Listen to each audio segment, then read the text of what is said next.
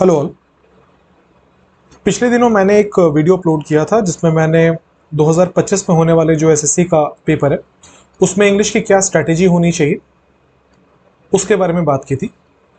Briefly मैंने वहाँ पे कॉम्प्रिहेंशन वाले पार्ट को टच किया था और फिर जो रिस्पॉन्स आया स्टूडेंट के एंड से वो ये आया कि कॉम्प्रिहेंशन में बहुत ज़्यादा दिक्कत है। जब मैं स्टूडेंट से बात करता हूँ तो मुझे एक प्रॉब्लम समझ में आती है कि बहुत लोग कॉम्प्रिहेंशन को इम्प्रूव करने का जो तरीका यूज़ कर रहे हैं वो तरीका शायद ठीक नहीं है। तो इस वीडियो में हम उसके बारे में एक्सटेंसिवली बात करेंगे। बहुत डिटेल तरीके से मैं समझाऊंगा आपको कि मेरे हिसाब से कॉम्प्रिहेंशन को कैसे ठीक किया जा सकता है, या मैंने एज अ स्टूडेंट जब मैं पढ़ रहा था तो मैंने कॉम्प्रिहेंशन को कैसे ठीक किया था।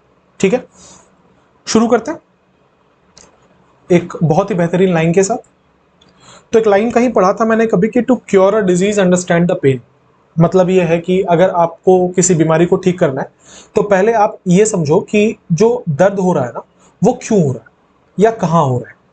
आपको उस दर्द को पहले समझना पड़ेगा ताकि आप एग्जैक्ट उसका क्योर निकाल सको। हम बात कर रहे हैं इस वीडियो में इसके बारे में कि लोगों को कॉम्प्रिहेंशन क्यों टफ लगता है, या अगर मैं ऐसे बोलूं कि लोग पढ़ते तो हैं, रीडिंग तो कर रहे हैं, पर समझ नहीं पा रहे।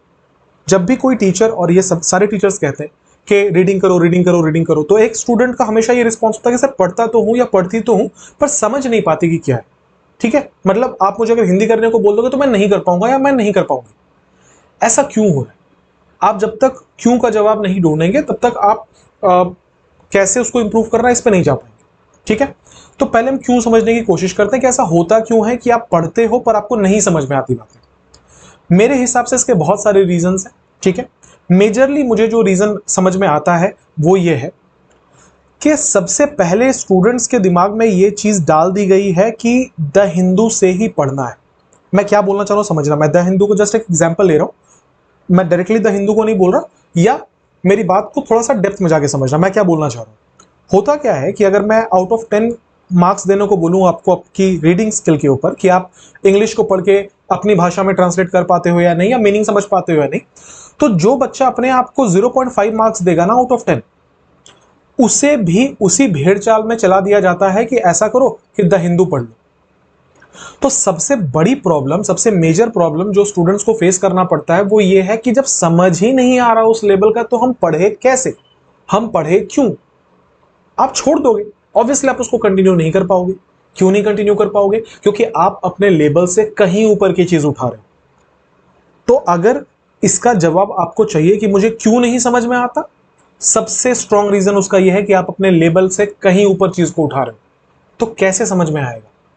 आप इसको इस तरीके से समझ सकते हैं कि आपका कंपटीशन जिसके साथ है, या जो बच्चा आपके क्लासेस में पढ़ रहा है, शायद वो इंग्लिश मीडियम स्कूल से पढ़ा हुआ हो, शायद उसने इंग्लिश अच्छी खासी पढ़ रखी हो, तो वो 7 से स्टार्ट कर रहा है, उसका टारगेट 10 है। आप एक वर्नाक्युलर मीडियम के स्टूडेंट हो, आपने जिंदगी में कभी इंग्लिश नहीं पढ़ी। अब अगर आप चाहोगे कि मैं इसी के लेवल पे स्टार्ट करूं तो क्या ये पॉसिबल है? ऑब्वियसली नहीं है। अब आप इसको कॉपी करने के चक्कर में, या आप खुद करते हो या करवाया जाता है, आई डोंट नो, पर आप वही कंटेंट पढ़ने की कोशिश कर रहे हो जो ये 7 आउट ऑफ 10 वाला बच्चा पढ़ने की कोशिश कर रहा है। तो कहां से ये इक्वल हो पाएगा? कहां से आप समझ पाओगे? नहीं समझ पाओगे। तो सबसे पहली मिस्टेक जो आप कर रहे हो, जिसको आपको अवॉइड करना है, वो ये है भाई साहब कि सबसे पहले अपने लेवल की चीजें उठाइए। कोई जरूरी नहीं है, लेट मी रिपीट इट, कोई जरूरी नहीं है कि आपको द हिंदू से ही पढ़ना है। हाँ बिल्कुल, द हिंदू स्टैंडर्ड होता है, बिल्कुल एसएससी द हिंदू को फॉलो करती है, बैंक द हिंदू को फॉलो करता है। इसका ये मतलब थोड़ी है कि द हिंदू से ही शुरू करना है। खत्म हो सकता है हम द हिंदू पे करें, पर हम शुरू यहां से करें ऐसा किसी ने नहीं कहा, ऐसा कोई रूल नहीं। आप अपने लेवल की चीज ढूंढो, तभी आप उसको कंटिन्यू कर पाओगे। एक बड़ी बेहतरीन बहुत खूबसूरत सी किताब है जिसका रेफरेंस मैं इस पूरे वीडियो में दूंगा। बुक का नाम है एटॉमिक हैबिट्स। आपने पढ़ी होगी, नहीं पढ़ी तो जरूर पढ़ना, बहुत बहुत बहुत बेहतरीन किताब है। सो द हिंदू में, माफ कीजिएगा द हिंदू बोल रहा हूँ, सो एटॉमिक हैबिट्स में मैंने मुझे याद है कि एक लाइन मैंने पढ़ी थी जो बहुत बहुत एप्लीकेबल थी मेरे लाइफ के ऊपर, और आपके लाइफ के ऊपर भी होगी, कि जब आप किसी चीज की आदत डालना चाहते हैं ना, ध्यान से सुनना, जब आप किसी चीज की आदत डालना चाहते हैं तो आप हमेशा उसको ना अपने लिए इजी बनाओ।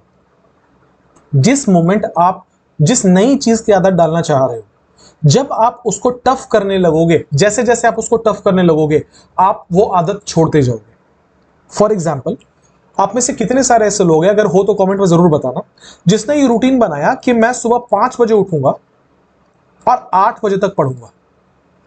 मोटिवेशन से आपने 3-4 दिन तक इसको फॉलो किया, 5वें दिन से आप फ्लॉप हो गए और आपको लगा कि आप में डिसिप्लिन नहीं है, आपका कॉन्फिडेंस बिल्कुल टूट गया, आप उसके रूट कॉज तक पहुंचे नहीं।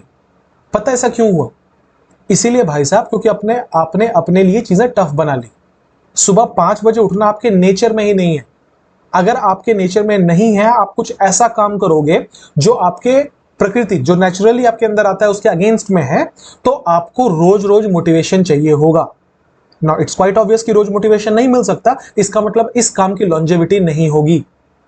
तो एटॉमिक हैबिट्स बुक में यह रेफरेंस देकर बोला जाता है कि जब भी आप कोई नई आदत डालना चाहते हो तो चीजों को अपने लिए आसान करो। विच मीन्स 5 बजे मत उठो ना। अगर तुम्हें 7 बजे उठने की आदत है तो कोशिश करो 6:30 उठना। आपकी बॉडी एकदम से उल्टा रिएक्ट नहीं करेगी अगर आप आधे घंटे पहले स्टार्ट कर देते हो। ये आपके लिए ईजी होगा। सो आदत लगाने के लिए ना हमेशा वो काम किया जाता है जो ईजी होता है आपके लिए। अभी आप क्या मिस्टेक कर रहे हो? आप मिस्टेक ये कर रहे हो कि आपको अभी 4 लाइन पढ़ने की आदत नहीं है और आप न्यूज़पेपर उठा लेते हो। कहां से पढ़ पाओगे? कैसे कंटिन्यू कर पाओगे? नहीं कर पाओगे कंटिन्यू। इसका मतलब यह है कि जब भी आप कोई चीज, और ये सब पे लागू होता है, शुरू करेंगे, हम यहां रीडिंग का एग्जांपल है तो मैं रीडिंग पे ही रहूंगा, कि जब भी आप रीडिंग स्टार्ट कर रहे हो हमेशा आसान रखो उसके लिए। सो आसान रखने का क्या मतलब है? आसान रखने का पॉइंट नंबर 1, आप अपने लेवल की चीजें उठाओ। तो फॉर एग्जाम्पल, अगर आप एक ऐसे स्टूडेंट हो जो इंग्लिश अभी पढ़ना स्टार्ट कर रहे हो, जिन्होंने पहले कभी रीडिंग नहीं की है, आपका लेवल बहुत कम है, आप अपने आप को 10 में से 2 नंबर या 3 नंबर दोगे, तो ऐसे केस में आपको उठानी चाहिए कोई भी Panchatantra, good night stories, grandma stories, इस किस्म की जो किताबें होती है ना, इस किस्म की जो किताबें होती हैं, इनको उठाइए। जो छोटी छोटी स्टोरीज की किताबें होती है कि 2 पन्ने की कहानी है, पूरी कहानी पढ़ो और पूरी पूरी कहानी पढ़ने के बाद उसका सारांश क्या निकलेगा आप मोटा मोटा वो समझ लो। आपको अभी उससे स्टार्ट करना चाहिए। बिल्कुल भी शर्म मत करना अगर आप ट्यूशन पढ़ाते हो तो, ठीक है? अगर आप ट्यूशन पढ़ाते हो तो बिल्कुल भी शर्म मत करना। आज से उस बच्चे को इंग्लिश पढ़ाने की भी कोशिश करना। मैं अज्यूम करके चल रहा हूं कि जो भी लोग ट्यूशंस पढ़ाते होंगे वो साइंस, मैथ्स, एसएसटी वगैरह ऑलरेडी आप बच्चों को पढ़ाते हो, ठीक है? आज से उसमें इंग्लिश भी स्टार्ट करो, आज से उसमें इंग्लिश भी ऐड करो। बच्चे को पढ़ाने का मकसद नहीं होगा, खुद पढ़ने का मकसद होगा। ज्यादा नहीं, एक आध पेज पढ़ा दो, ठीक है? पर डे एक पेज बोल दो कि मैं तुम्हें डिक्टेट करके लिखवा दूंगा, इसी बहाने तुम डिक्टेट करने के लिए पढ़ोगे तो कम से कम। तो जहां जहां से एक्सपोजर मिलता है वहां से आप कर सकते हैं। मेरे हिसाब से आपको इन एकदम अपने लेवल पे जाना चाहिए। Good night stories, Panchatantra stories, वहां से शुरू करनी चाहिए, ठीक है? अब जो दूसरी प्रॉब्लम ये आती है ना कि बच्चों को ये लगता है कि अगर मैं रीडिंग करने बोल रहा हूं या अगर कोई टीचर रीडिंग करने बोल रहा है तो जब मैं पंचतंत्र पढ़ूंगा ना तो मैं एक एक लाइन उसका पढ़ जाऊंगा और मुझे एक एक लाइन क्लियरली जब तक समझ नहीं आएगा तब तक मेरी रीडिंग स्किल अच्छी नहीं होगी। ऐसा नहीं है, ठीक है? मैं अब बहुत सारे मिस्टेक्स कवर करूंगा इस वीडियो में। अगर आप इसमें से किसी में भी आपको लगता है कि मैं आपके बारे में बात कर रहा हूं तो कमेंट में जरूर बताना। अगर आप उस चीज के भुक्तभोगी हो जिसके बारे में मैं बात कर रहा हूं तो कमेंट में जरूर बताना ताकि दूसरे आपसे सीख पाए, ठीक है? तो अब देखो नेक्स्ट प्रॉब्लम क्या होती है ना कि स्टूडेंट्स को यह लगता है कि मुझे एक एक लाइन समझनी है। अब ये भाई साहब ऐसा लूप है ना जिससे आप निकल नहीं पाओगे। क्योंकि क्या होगा, देखो, एक एक लाइन ना आप कभी किसी चीज की नहीं समझ सकते। और ये मैं सबको बोलता हूं कि एक एक लाइन, एक एक वर्ड आप कभी वर्बैटिम में ट्रांसलेट नहीं कर पाओगे। वो न्यूज़पेपर रहे, वो कोई किताब रहे।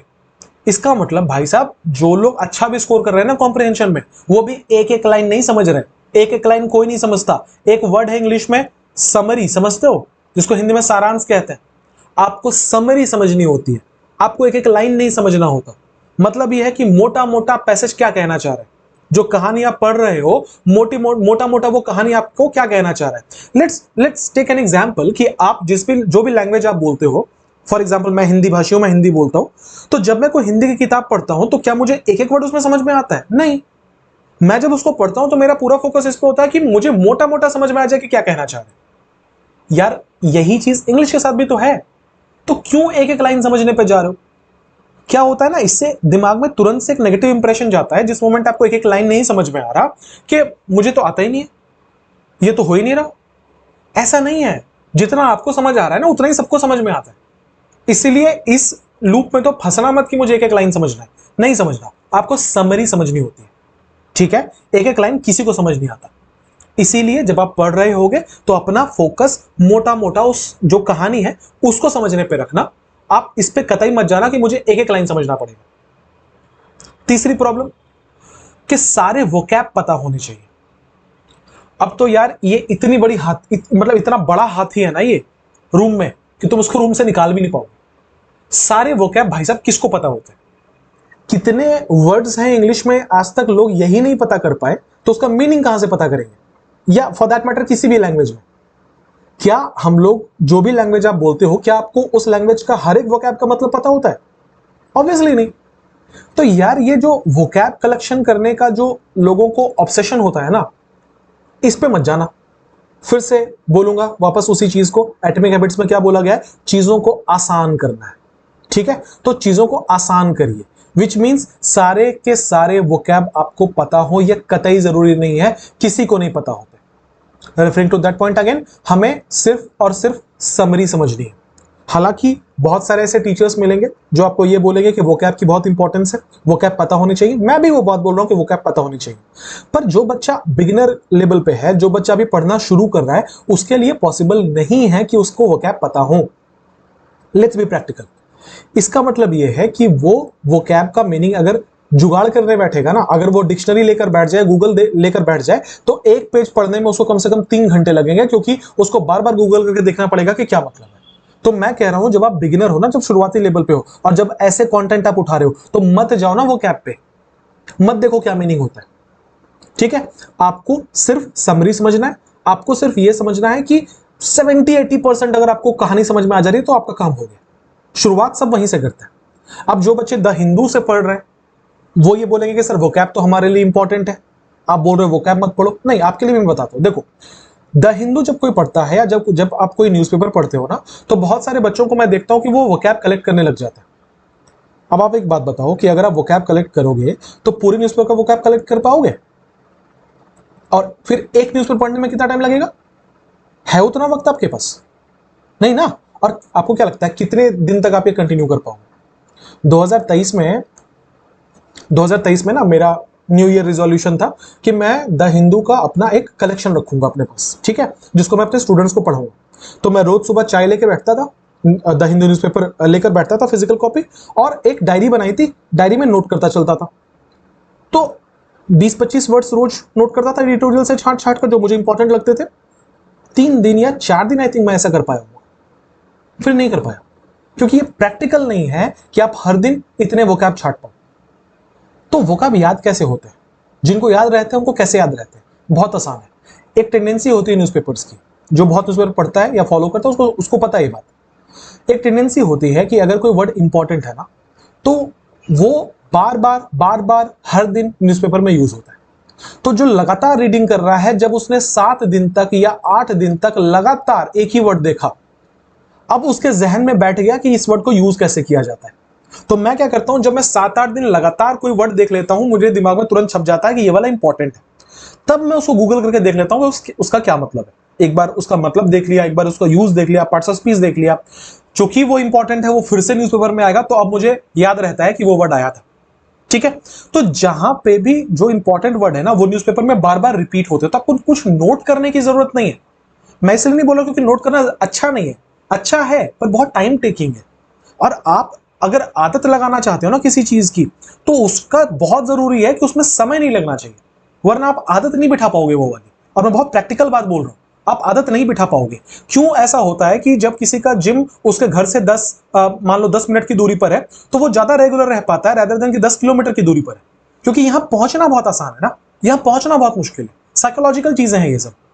मुझे बहुत आलस आएगा अगर मेरा जिम 10 किलोमीटर दूर है, तो कि मैं यहां से गाड़ी निकालूंगा, बाइक निकालूंगा, वहां तक जाऊंगा, जाने में मुझे आधे घंटे लग जाएंगे, ट्रैफिक होगा बीच में, मैं छोड़ता, छोड़ो यार, रहने दो।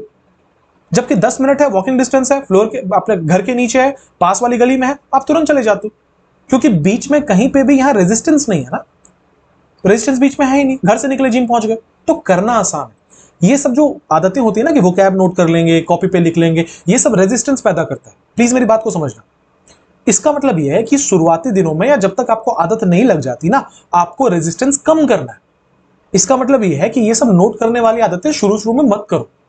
ये प्रैक्टिकल नहीं, आप कंटिन्यू नहीं कर पाओगे। 1000 में से एक बच्चा कंटिन्यू कर पाता है, ठीक है। अगर आपको लगता है आप वो बच्चे हो तो कर लो, वेल एंड गुड, पर नहीं हो पाएगा, बहुत मुश्किल है, ठीक है। तो जो नहीं कर पाएंगे, दूसरे की देख कर या दूसरे को चैलेंज समझ के ये सारी काम नहीं करने, ठीक है। सो वो कैब सारे किसी को नहीं पता होते हैं, आपको भी नहीं पता होंगे, इस बात को इंप्रेस करो और आगे बढ़ जाओ, ठीक है। अगला एक चीज और बार बार स्टूडेंट्स मेरे से पूछते हैं कि सर न्यूज़पेपर पूरा पढ़ना है, कैसे होगा सर? कि सर मुझे तो सर 7 घंटे लग जाते हैं न्यूज़पेपर पढ़ने में। एक बच्चे तो मुझे बड़ी मजेदार बात बोली, उसने बोला सर मैं रोज न्यूज़पेपर नहीं लेता सर, मैं हफ्ते में 2 दिन लेता हूं, उसी न्यूज़पेपर को मैं पूरे हफ्ते पढ़ता हूं। इसमें कुछ बुराई नहीं है, पर देखो ट्रैक कहां गलत पकड़ रहे हो। पूरा न्यूज़पेपर आपको पढ़ने की जरूरत ही नहीं, और आप पढ़ भी नहीं पाओगे। क्या होता है पता है, बार बार ये बातें मैंने बोली अपने पेड कोर्स में, हमेशा बोलता हूं इस चीज को कि पढ़ना हमेशा उसी को चाहिए जो चीज आपको इंटरेस्टिंग लगे। समझाता हूं मैं क्या बोल रहा हूं। मैं न्यूज़पेपर पढ़ना क्यों छोड़ दूंगा पता है, या मैं कोई किताब पढ़ना क्यों छोड़ दूंगा पता है? इसीलिए क्योंकि मान लो कि जैसे मुझे स्पोर्ट्स में बहुत दिलचस्पी है, एंड इन पर्सनल लाइफ मुझे स्पोर्ट्स में बहुत दिलचस्पी है, तो मैं जब द हिंदू रोज सुबह खोलता हूं तो मैं सबसे पहले, टाइम्स ऑफ इंडिया खोलता हूं, सबसे पहले मैं स्पोर्ट्स पेज देखता हूं, सबसे पहले, क्योंकि मेरा सबसे ज्यादा जिसमें इंटरेस्ट है मुझे स्पोर्ट्स में। फिर मैं एक बार मार्केट खोलता हूं, शेयर मार्केट, बजट, ये वो इकोनॉमिक्स वाला पेज देख लिया, उसके बाद मैं नेशनल न्यूज पे आता हूं। पर मैंने शायद आज तक, मतलब मैं पता नहीं कितने सालों से न्यूज़पेपर पढ़ रहा हूं, पर शायद ही मैंने कभी इंटरनेशनल न्यूज पढ़ा है। मुझे बिल्कुल दिलचस्पी नहीं है कि अमेरिका में क्या चल रहा है, रशिया में क्या चल रहा है, मैं कभी नहीं पलटता। अब जो बच्चा डेली न्यूज़पेपर पढ़ने के और पूरा न्यूज़पेपर पढ़ने का फितूर अगर किसी पे है, तो वो क्या करेगा, वो उन सारे आर्टिकल्स को भी पढ़ने की कोशिश करेगा जो जिससे वो रेजोनेट नहीं कर पाता, जिससे वो रिलेट नहीं कर पाता, जो उसको इंटरेस्टिंग लगता ही नहीं है। तो जिस चीज में मजा आएगा नहीं, तुम लिख के ले लो, तुम वो कंटिन्यू नहीं कर पाओगे। मैं आज तक हॉकी इसलिए नहीं खेल पाया क्योंकि मुझे हॉकी में इंटरेस्ट ही नहीं है। मैं पागलों की तरह क्रिकेट फॉलो करता हूं क्योंकि मुझे क्रिकेट में बहुत इंटरेस्ट है। तो बात तो इंटरेस्ट की होती है ना अल्टीमेटली। न्यूज़पेपर का वो पन्ना जो तुम्हें इंटरेस्टिंग लग ही नहीं रहा, तुम चैलेंज लिख लो, तुम 10 दिन नहीं पढ़ पाओगे उसको। इसका मतलब यह है, अगेन वही बात, कि चीजों को आसान बनाने के लिए आपको क्या करना पड़ेगा, आपको वही सेक्शन टच करना पड़ेगा जिसमें आपको इंटरेस्ट है। इंग्लिश पढ़ना जरूरी है, रीडिंग करना जरूरी है। किसने बोला कि एक ही तरीके का न्यूज पढ़ना है? किसने ये बोला कि वही वाला चीज पढ़नी है? ऐसा कोई रूल नहीं है। क्या बोला गया, रीडिंग करना है ना, तो चलो गॉसिप पढ़ लेते हैं। अगर आपको पेज 3 वाली न्यूज में मजा आता है कि कौन एक्टर किस एक्ट्रेस को डेट कर रहा है, तो तुम वही पढ़ो ना, क्या फर्क पड़ता है? रीडिंग करने से मतलब है ना, तो रीडिंग करो। और एक दिन में पूरा न्यूज़पेपर ऐसे भी कोई नहीं खत्म कर पाएगा, अनलेस वो बहुत एक्सपीरियंस्ड हो, बहुत वेटरन हो। तो मैं तो बिगिनर से बात कर रहा हूं, मैं तो उनके लिए बोल रहा हूं जो भी शुरू कर रहे हैं। तो पूरा न्यूज़पेपर पढ़ने की जरूरत क्या है? आप वो सेक्शंस देखो जिसमें आपको इंटरेस्ट है। मेरे लिए न्यूज़पेपर 3-4 पन्ने हैं बस। मैं एडिटोरियल पढ़ता हूं, स्पोर्ट्स पढ़ता हूं, मार्केट पढ़ता हूं, थोड़ा बहुत फ्रंट पेज देख लिया, कोई लोकल न्यूज है तो देख लिया, मेरे लिए पेपर खत्म है। मुझे पता भी नहीं है कि द हिंदू और टाइम्स ऑफ इंडिया जो दो न्यूज़पेपर मैं रोज पढ़ता हूं, उसमें टोटल कितने पन्ने आते हैं मुझे पता भी नहीं है, क्योंकि मुझे मतलब ही 4-5 पन्नों से। क्या मुझे इसने फायदा दिया? बहुत फायदा दिया भाई, बहुत अच्छी हुई इंग्लिश हुई मेरी रीडिंग कर करके। पर क्या मैं पूरा न्यूज़पेपर पढ़ता हूं? आज तक नहीं पढ़ा। जो चीज इंटरेस्टिंग लगती है बस वही पढ़ता हूं। तो दिमाग से ना इस चीज को निकाल दीजिए कि पूरा न्यूज़पेपर पढ़ना पड़ता है। पूरा नहीं पढ़ना पड़ता, क्योंकि पढ़ नहीं पाओगे। तो वो चीजें करते हैं जो प्रैक्टिकल है। प्रैक्टिकल ये है भैया कि जो इंटरेस्टिंग लगता है बस उसको पढ़ लो, उतना ही काफी है। अभी कुछ दिन पहले मेरे एक पेड बैच के बच्चे ने मुझे एक फोटो भेजा। हम लोग चैट कर रहे थे, उसने मुझे एक फोटो भेजा कि सर न्यूज़पेपर ऐसे पढ़ सकते हैं क्या? तो उसने क्या किया था वो समझना। एक न्यूज़पेपर का उसने कोई आर्टिकल उठाया, ठीक है, और एक एक लाइन को, एक एक वर्ड को अंडरलाइन करके उसके ऊपर उन्होंने गूगल से उसका ढूंढ ढूंढ के हिंदी मतलब लिखा था, इस तरीके से, ठीक है। इस तरीके से उन्होंने पूरे के पूरे आर्टिकल का उन्होंने इधर हिंदी मतलब लिख रखा था। तो मैंने उनको नेचुरली बहुत डांट लगाई उसके बाद कि क्या टाइम वेस्ट कर रहे हो, कितना लगा इसको करने में? उसने बोला सर 3 घंटे लग गए मुझे। मतलब बेवकूफ हो क्या, 3 घंटे क्या कर रहे हो? एक बात बताओ, क्या तुम घुमा के कभी इस न्यूज़पेपर को पढ़ोगे वापस? तो काय की मेहनत है? उसने बताया मुझे कि सर मुझे नोट्स बनाना अच्छा लगता है। अब एक बात बताओ, तुम यहां पे अपने आप को महान जताने के लिए न्यूज़पेपर पढ़ रहे थे, या जो भी तुम्हारे सोर्सेस थे तुम वो पढ़ रहे थे, या सीखने के लिए पढ़ रहे थे? क्योंकि ये हरकत सीखने वाली तो नहीं है। नोट्स नहीं बनाना होता दोस्त।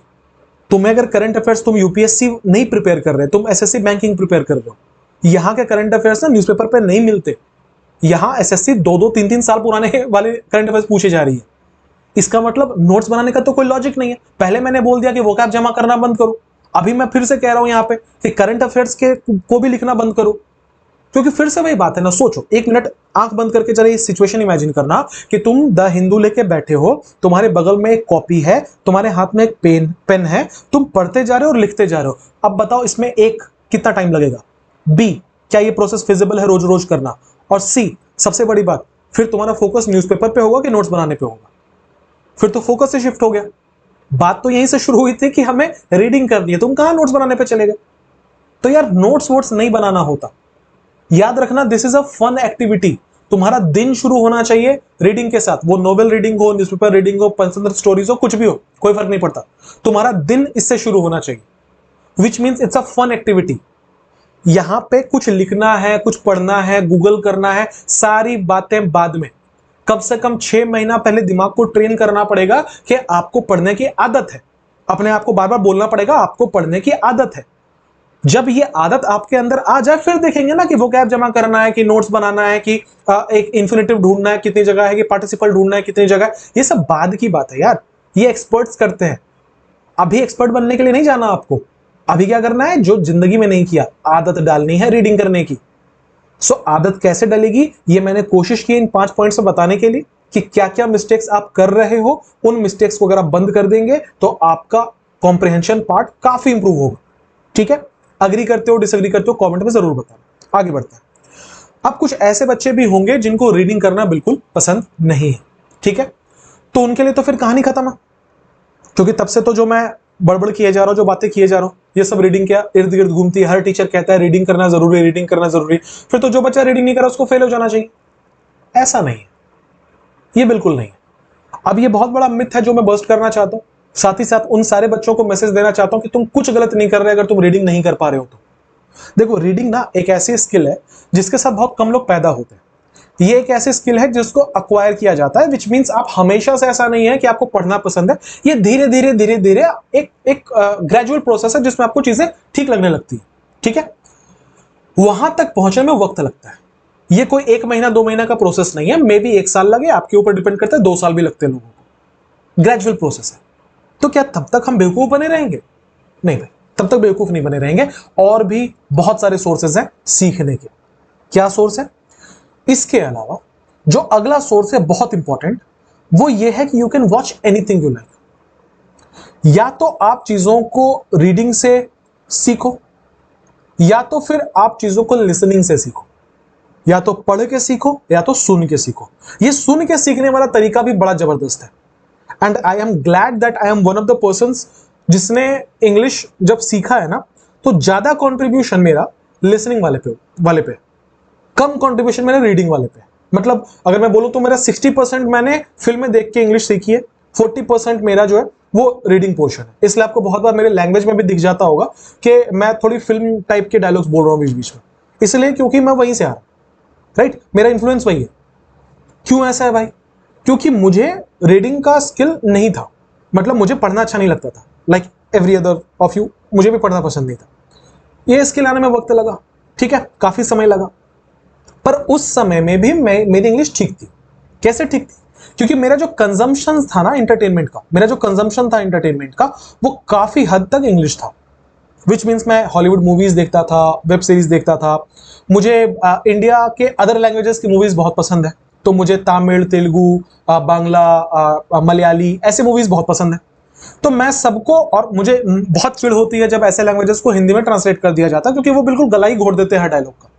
तो मैं ओरिजिनल फिल्म देखता था, ठीक है, बिल्कुल ओरिजिनल। मतलब अगर मैंने RRR से लेके अगर मैंने विश्वरूपम तक देखी है, तो वो सब कुछ मैंने उनको ओरिजिनल लैंग्वेज में देखा है। अब समझ तो आता नहीं मुझे, ना कन्नड़ा समझ में आता है ना मलयाली समझ में आता है, तो ऐसे केस में क्या करता था, सबटाइटल्स ऑन कर लेता था। राइट, और एक एक करके मैं सबटाइटल्स देखता जाता था। अब देखो, विद ड्यू रिस्पेक्ट, अगर मुझे कोई टीचर सुन रहे होंगे ना, तो वो ये बोलेंगे कि ये बच्चों का दिमाग खराब कर रहा है कुछ कुछ बोल के। पर देखो, मैं बहुत प्रैक्टिकल बात बोल रहा हूं, और मैं वो बोल रहा हूं जो मेरे पर्सनल लाइफ एक्सपीरियंस है। मुझे नहीं पता बहुत सारे रिस्पेक्टेड टीचर्स हैं जो यूट्यूब पे पढ़ाते हैं, बहुत अच्छा पढ़ाते हैं और बहुत अच्छे अच्छे स्टूडेंट्स को टिप्स देते हैं इंप्रूव करने के। आप उनको भी फॉलो करके देख लो, मुझे भी फॉलो करके देख लो, जहां से फायदा होता है। ठीक है, मैं वो शेयर कर रहा हूं जो मेरे लाइफ एक्सपीरियंसेस है, मैं वो शेयर कर रहा हूं जो मैंने आज तक अपने हजारों बच्चों को बताया है, उसमें से काफी लोगों को फायदा हुआ है। ठीक है, तो आप एक बार चीजों को सुन लो।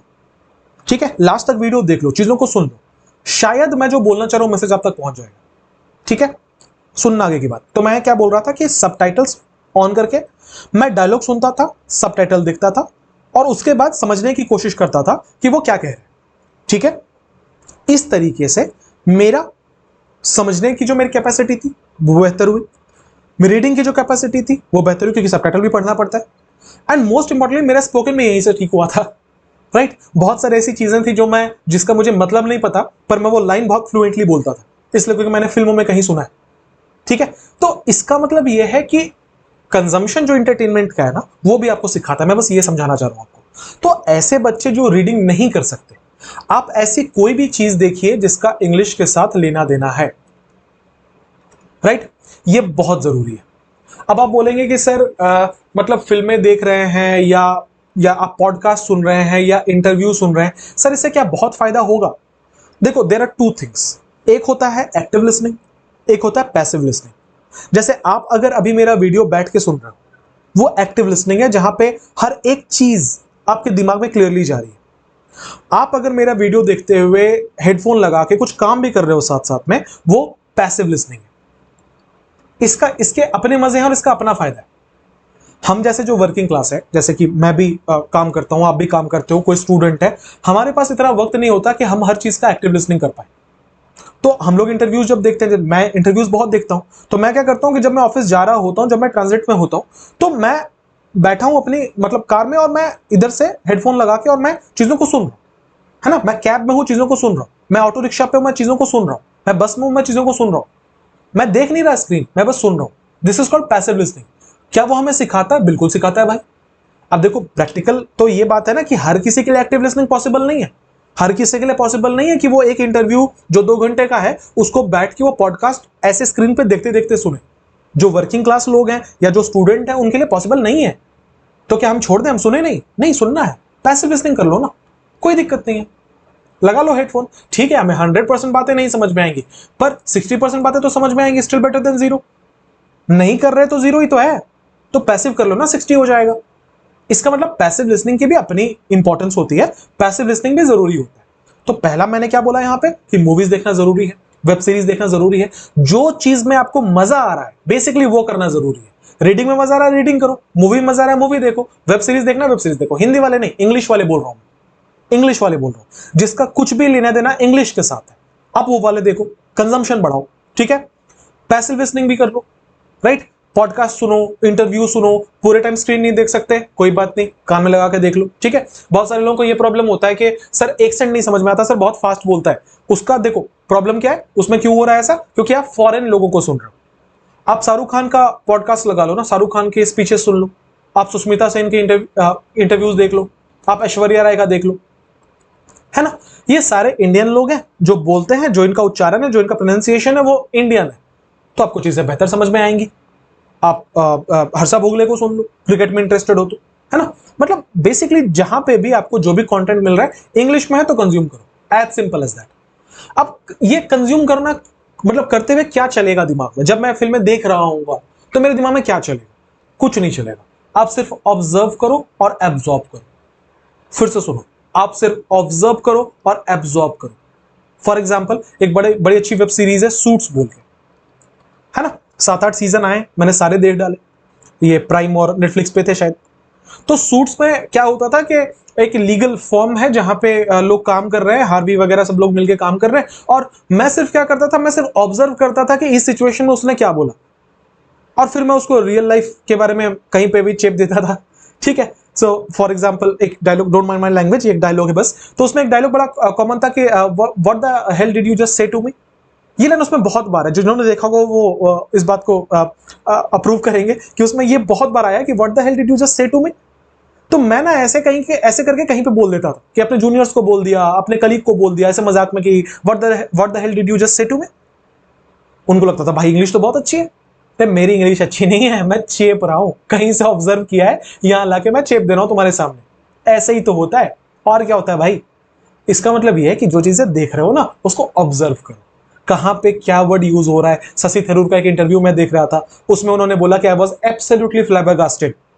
तो इंटरव्यू ने फटाक से उनसे पूछा, सर क्या बोला आपने? उन्होंने फ्लैबरगास्टेड मीन सरप्राइज्ड। अब मैंने इतनी बार सुन लिया वो इंटरव्यू कि मुझे ध्यान आ गया भाई फ्लैबरगास्टेड मतलब सरप्राइज्ड होता है। मैंने ऑब्जर्व किया, बस कहीं कुछ नोट्स नहीं बनाया, कहीं नहीं लिखा, कोई कॉपी लेके मूवी देखने नहीं बैठता मैं क्या समझाना चाह रहा हूं, बस वही समझना। मैं बस ये बोल रहा हूं भाई कि नोट्स बनाने की जरूरत नहीं है, चीजें ऑटोमेटिकली नेचुरली आप तक आ जाएंगी। आपको बस कॉन्शियस एफर्ट लेना है और कुछ नहीं करना, ठीक है। सो जिस चीज में इंटरेस्ट है वही करना है। ये किताबों के लिए भी था कि जिस चीज में इंटरेस्ट है वही पढ़ो, ये आर्टिकल्स के लिए भी था कि जिस चीज में इंटरेस्ट है वही पढ़ो।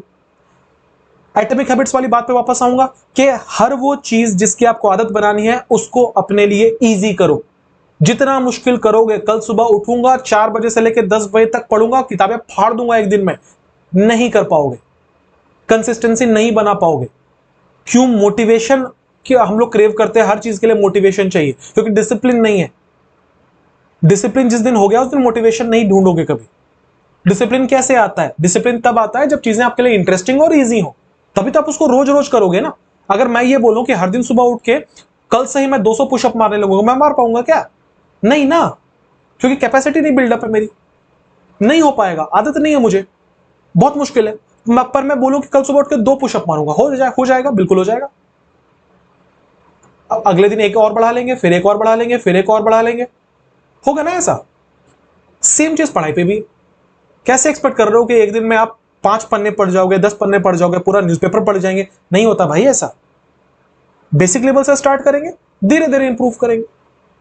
अगले अगले सवाल पर आते हैं।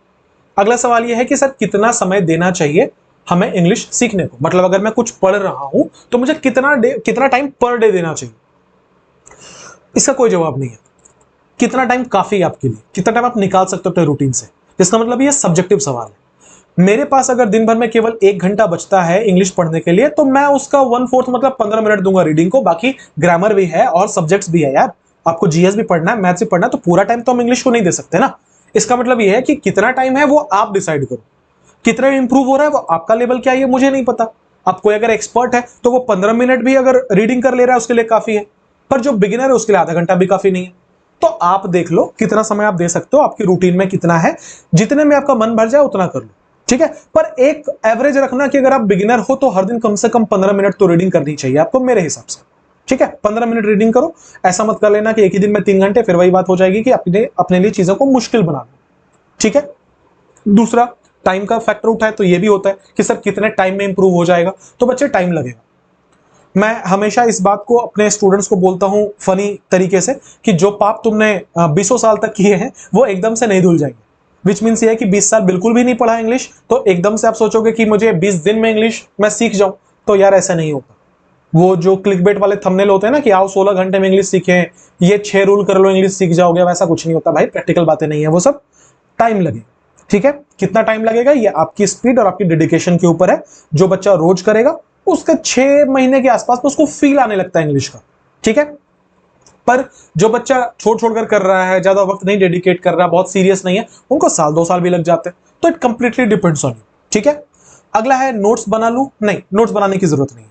जब आप रीडिंग कॉम्प्रिहेंशन की बात करोगे या जब आप इंग्लिश समझने की बात करोगे तो मेरे हिसाब से आपको किसी चीज की नोट्स बनाने की जरूरत नहीं है। ना वोकैब का नोट्स बनाना है, ना बीच में कोई ग्रामर आ जाए तो उसका नोट्स बनाना है, ना करंट अफेयर्स का नोट्स बनाना, किसी चीज का नोट्स नहीं बनाना भाई। रीडिंग इज अ प्लेजर, मजा लो उसका, ठीक है। जब आप फिल्में देख रहे हो तो देखने के लिए देखो, इंटरटेनमेंट के लिए देखो, मजे के लिए देखो। इंग्लिश आते आते आ जाएगा आपको, राइट। और ये हर लैंग्वेज के लिए होता है कि जब आप किसी लैंग्वेज का आपका एक्सपोजर बहुत ज्यादा हो जाता है आप वो लैंग्वेज सीख जाते हो। तो इतना एक्सपोजर कर लो, इतना इनपुट इतना बढ़ा लो ना अपना कि आउटपुट के बारे में सोचना ना पड़े। अभी तक आप 20 घंटे जो भी भाषा बोलते हो वो सुनते हो, इसलिए आप ये भाषा बहुत अच्छी बोलते हो। जिस दिन ये 20 में से 10 घंटे आप इंग्लिश सुनने लग जाओगे उस दिन आपकी इंग्लिश भी अच्छी हो जाएगी। इसका मतलब यह है अपने आप को सराउंड करो इंग्लिश के साथ, इंग्लिश सीख जाओ। कोई बहुत बड़ी बात नहीं है, ठीक है। ये जस्ट और मतलब जितनी बार मैं जस्ट बोलूं प्रैक्टिस की बात होती है। Practice is the only medicine that can cure you. और ऐसी कोई दुनिया की ताकत नहीं है जो आपको कोई भाषा सिखा पाए या फॉर दैट मैटर कोई भी स्किल सिखा पाए, ये सिर्फ और सिर्फ प्रैक्टिस है जो कि आपको बेहतर कर पाएगा।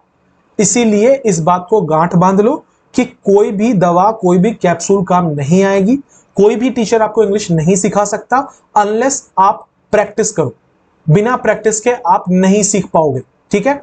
प्रीवियस ईयर क्वेश्चंस कोई टीचर अगर सॉल्व करता है तो उनके साथ साथ सॉल्व करो, मतलब जिनको क्लोज टेस्ट, आरसी वगैरह में, मैं उनके लिए पर्टिकुलरली बात कर रहा हूं, पीक्यूआरएस में दिक्कत हो रही है ना, टीचर्स के साथ मिलकर सॉल्व करो। वीडियोस देखो, देखो टीचर कैसे सॉल्व कर रहा है, साथ साथ में प्रैक्टिस करो। यही सारी चीजें होती हैं जो कि इंप्रूव करवाएंगी आपको।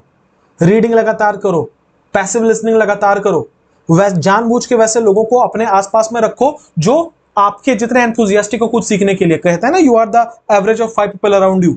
तो वो 5 लोग जिनका एवरेज आप बन रहे हो ना, ये 5 लोग वैसे होने चाहिए जो आपको सपोर्ट कर रहे हो इंग्लिश में, जो या तो आपको बोले कि यार वो वाला कंटेंट देख लो, वो वाला पॉडकास्ट देख लो, वो वेब सीरीज देख लो। ऐसे वाले जो लोग होते हैं ना, इनके साथ रहो जो तुम्हें अच्छे अच्छे कंटेंट बताए।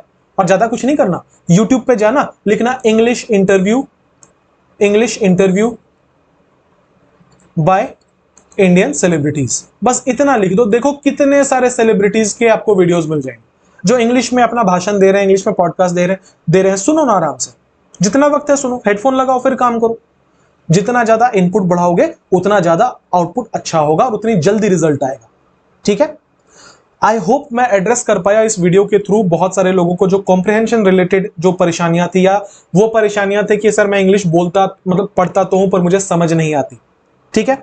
इसके बाद भी अगर आपका कोई डाउट रहे या अगर आप चाहते हो कि मैं किसी और परेशानी के ऊपर वीडियो बनाऊं जो आपको फेस करने को आ रहा है इंग्लिश में पर्टिकुलरली, तो मुझे कमेंट बॉक्स में जरूर बताना। ऐसे वीडियोस अच्छे लगते हैं, बुरे लगते हैं, ये भी कमेंट बॉक्स में जरूर बताना, ठीक है। मिलेंगे अगले वीडियो में, अपना बहुत बहुत ध्यान रखिए। होपफुली ये सही लोगों तक पहुंचे जिनको इसकी जरूरत है। ये शेयर करना आपका काम है। चैनल पे नए आए हो तो मैंने काफी काम के कंटेंट डाले हुए हैं, आप सब्सक्राइब भी करते जाना। मिलेंगे अगले वीडियो में, अपना बहुत बहुत ध्यान रखिए, पढ़ाई करते रहिए। Have a nice day everyone, thank you for being with me.